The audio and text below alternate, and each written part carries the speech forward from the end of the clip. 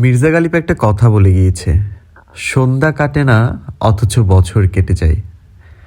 সময়ের সাথে সাথে আমরা চলে যাচ্ছি, কোথায় যাচ্ছি তা জানি না, তবে বুঝতে পারছি কোথাও তো একটা যাচ্ছি, হয়তো সমুদ্রের দিকে, নয়তো নক্ষত্রের দিকে।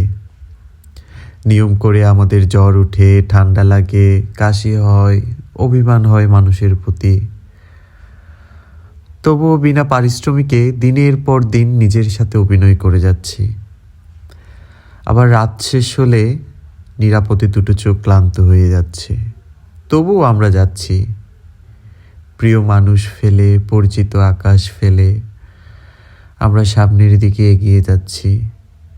কোথায় যাচ্ছি সেটা তো কেউ জানি না, তবে যাওয়ার পথে জীবনে অনেক রকম মানুষের সাথে আপনার পরিচয় হবে, বন্ধুত্ব হবে।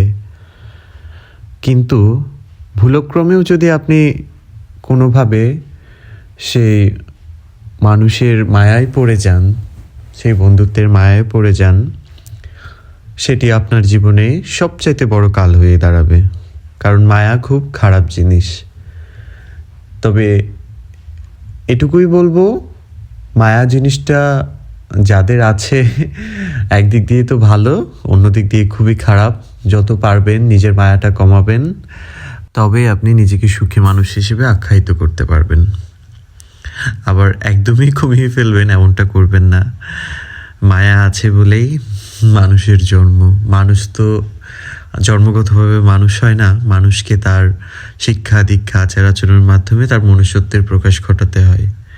কথায় আছে না, পশু পাখি জন্মগতভাবে পশু পাখি, আর মানুষ প্রাণপণ চেষ্টায় মানুষ। ওকে, সবাই ভালো থাকবেন, আর আমার পেজে সবাই লাইক ফলো করে পাশে থাকবেন।